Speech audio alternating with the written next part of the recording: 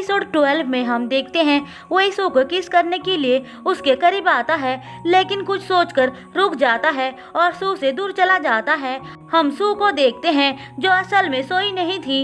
अब सुबह हुई, उठकर सू को देखने लगता है जो खाना बना रही थी। वहाँ पे अचानक से बाई आ जाती है। वो वही को देखकर पूछती है, तुम यहाँ पे क्या कर रहे हो? फिर वो सू के तरफ देखकर हंसती है और कहती है, अच्छा मैं समझ गई, वैसे मेरा नाम बाई है, मैं सू की बेस्ट फ्रेंड और तुम्हारे अंकल की असिस्टेंट हूँ। ओ ऐसा क्या? हाँ, वैसे मैं तुमको एक बात बता देना चाहती हूँ कि सू बहुत अच्छी लड़की है। वो और भी बहुत कुछ सू के बारे में बोलती जाती है। उसके बाद सू और वही वहाँ से चले आते हैं। अब उनके पास काई आता है। वो उनको देखकर बोलता है, मैं तुम दोनों को लेने गया था, चलो गाड़ी के अंदर बैठ जाओ। वही बोलता है, कोई बात नहीं, हम पैदल चले जाएंगे, वैसे भी चलना सेहत के लिए अच्छा होता है। काई ठीक है बोलकर चला जाता है। वही सू से कहता है, तुम मेरे साथ माउंटेन पे वापस नहीं चलोगी क्या? सू कहती है, मेरा वहाँ पे क्या काम है? वही बोलता है, सेंसियान तुमको मिस कर रहा है। सो उसकी बातें सुनकर मुस्कुराती है। अब सीन शिफ्ट होकर हमें बाई और सिंचंग को दिखाया जाता है। बाई नोटिस करती है सिंचंग तो ऐसे बिहेव कर रहा है जैसे कुछ हुआ ही नहीं था। बाई को इस बात से बहुत गुस्सा आ जाता है। अब सिंचंग बोर्ड मीटिंग पे आता है तो लिन कहते हैं तुम्हें सीईओ पोजीशन से कुछ टाइम के लिए हटाया जा रहा है। सिंचंग बाकी सबको देखकर बोलता है, क्या तुम लोग मेरे साथ पैसे नहीं कमा रहे थे? मेरे बगैर ये कंपनी इतना सक्सेस हो पाता क्या? वैसे ऐसा करने के लिए किसने कहा मिस्टर लिन? तभी वही आकर बोलता है, मैंने कहा, तुमको वो राइट किसने दिया है? तुम होते कौन हो? मेरे और डैड का इस कंपनी में 65% शेयर्स हैं, जिस वजह से हम आपको कभी भी निकाल सकते हैं। सिंचंग का दिमाग ये सुनकर खराब हो जाता है। वो वही से कहता है, शायद तुम्हें आइडिया नहीं है मेरे बगैर तुम्हारी इस कंपनी का क्या हालत होगा। तुम मुझे स्टेप डाउन करने के बारे में सोच भी कैसे सकते हो? मैं आपको स्टेप डाउन करना ही नहीं चाहता हूँ। मैं सिर्फ ये बताने आया हूँ कि अगर आपने फिर से अपने पावर्स का गलत यूज किया तो हम सच में आपको सीईओ के पोजीशन से हटा देंगे। वही उसको धमकाने के बाद वहाँ से चला जाता है। लिन ये देखकर उस पर बहुत प्राउड फील करते हैं। अब वही बाहर आता है तो काई को देखता है। काई उससे कहता है, हमारे साथ मिलकर काम करो। वही बोलता है, मैं अब एक ऑर्डिनरी फार्मर हूँ, इसीलिए आपके पार्टिसिपेट नहीं बन सकता हूँ। तुम कोई पार्टिसिपेट नहीं हो। काई के बहुत समझाने के बाद भी वही नहीं मानता है तो वो वही को धमकाने लगता है। इसका मतलब ये आदमी भी विलेन ही है। लेकिन वही पर उसका धमकियों का कोई असर नहीं पड़ता है और वो चला जाता है। अब वो विलेज वापस आकर काम करने लग जाता है। थोड़ी देर बाद उसके पास चीफ और उसकी वाइफ खाना लेकर आते हैं। वो दोनों ही सू की बहुत तारीफ करने लगते हैं। चीफ कहता है, सू एक बहुत अच्छी लड़की है। उसकी वाइफ बोलती है, वही तुम ध्यान रखना, फेई तुम्हारे लिए मुसीबत खड़ी कर सकती है। चीफ बोलते हैं, फेई और वही एक दूसरे के लिए बने ही नहीं है। वही तुम्हें सू को अपने हाथ से जाने नहीं देना चाहिए। उसकी जैसी लड़की तुम्हें कहीं नहीं मिलेगी। वो सब सू के बारे में बात कर ही रहे थे कि तभी सू आ जाती है। वही पूछता है, तुम यहाँ पे क्यों आई हो? क्योंकि मैं सेंसियान को मिस कर रही थी।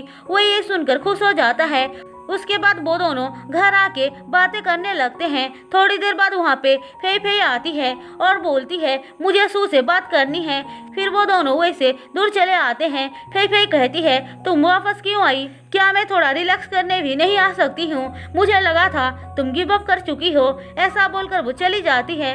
उसके जाने के बाद आंटी सा सू को फोन करके बोलती हैं, जल्दी से मेरे घर आ जाओ। हम देखते हैं आंटी सा की बेटी घर छोड़कर जा रही थी। वो उसको रोकती है तो उनकी बेटी कहती है, मॉम मैंने आपको बता दिया है कि मुझे बहुत अर्जेंट काम है, मुझे जाना होगा। कल तुम्हारी शादी है, जिद करना बंद करो। मॉम मेरी शादी एक बार हो चुकी है तो फिर ये सब करने की क्या जरूरत है? वो सिटी में हुआ था, विलेज में नहीं। मुझे पता है तुम्हें ट्रेडिशनल वेडिंग पसंद नहीं है, इसीलिए तो सिटी के अकॉर्डिंग मैंने तुम्हारा ड्रेस चूज किया है। बहुत समझाने के बाद भी उनकी बेटी रुकने से मना कर देती है। तभी वहाँ पे सू आती है। आंटी उन दोनों को एक दूसरे से इंट्रोड्यूस करवाती हैं और कहती हैं, देखो ना सू, मैंने इसकी वेडिंग के लिए इतना सब कुछ अरेंज किया है और ये जा रही है। कुछ दिनों के लिए सिटी में क्या रह गई, वो तो अपने कल्चर को ही भूल गई। पर उनकी बेटी उनकी एक नहीं सुनती है। अब उसे रोकने के लिए वही आता है। वो उसको देखकर बोलती है, वही तुम भी मुझे कन्विंस करने आ गए। तुम्हें पता नहीं है, मॉम ना विलेजर्स को शो ऑफ करने के लिए ये सब कर रही है, खास करके सेकंड ग्रैनी को। अब इस बात पे दोनों माँ बेटी के बीच आर्ग्यूमेंट स्टार्ट हो जाता है, लेकिन वो अपनी मॉम से जीत नहीं पाती है और वहाँ पे ही रुक जाती है। फिर अगले दिन वेडिंग के लिए सब कुछ रेडी किया जाता है। सारे लोग बहुत खुश दिखाई दे रहे थे। सू और वही भी रेडी होकर आते हैं तो सू कहती है, वाह कितना ब्यूटीफुल है, मुझे भी बिल्कुल ऐसे ही शादी करनी है। फिर वो आंटियों के पास जाकर बैठ जाती है। आंटी सा कहती हैं, तुम ट्रेडिशनल ड्रेस में बहुत खूबसूरत दिखाई दे रही हो। थोड़ी देर बाद फे फे आती है। हम देखते हैं वो भी सू के जैसे ही ड्रेस पहनी हुई थी। वो सू से कहती है, हम दोनों की टेस्ट सच में बहुत मिलती है। उन दोनों का नोकझोंक फिर से स्टार्ट हो जाती है। फे फे को एक आंटी व्हाइट गुलाब देती है। हमें पता चलता है यही है वो सेकंड ग्रानी जिसके बारे में सा की बेटी बोल रही थी। आंटी साहब वो देखकर सू को रेड गुलाब देती है। उसके बाद सू फूड ब्लॉगिंग करना स्टार्ट कर देती है। हम देखते हैं इस बार वही को उसका कैमरामैन बनने से कोई प्रॉब्लम नहीं हो रहा है। प्यार में जो पड़ गया है बेचारा। उन दोनों को साथ में देकर फे फे जल रही थी। अब सीन शिफ्ट होकर हमें दुल्हन को दिखाया जाता है। वो आज भी काम करने में लगी पड़ी थी। थोड़ी देर बाद उसके पास सू आती है। वो सू को देखकर कहती है, मुझे यहाँ पे घुटन हो रही है। सू बोलती है, मैंने बहुत सारे वेडिंग्स अटेंड किया है, लेकिन तुम्हारे यहाँ के विलेज के लोग बहुत डिफरेंट है। देखो ना कैसे सुबह से सारी तैयारी करने में लगे पड़े हैं। वो सब लोग बहुत खुश दिखाई दे रहे हैं। इतना सारा काम करने के बाद भी वो लोग थक नहीं रहे हैं, क्योंकि उनको तुम्हारी खुशी की फिक्र जो है। अब इतना सब कुछ सुनकर किसी का भी दिल पिघल ही जाएगा। इसीलिए आंटी की बेटी का दिल भी पिघल जाता है और फाइनली उसे समझ में आती है कि वो कितनी गलत थी। अब सू बाहर आकर फे फे के साथ बातें करने लगती है, प्यार से नहीं।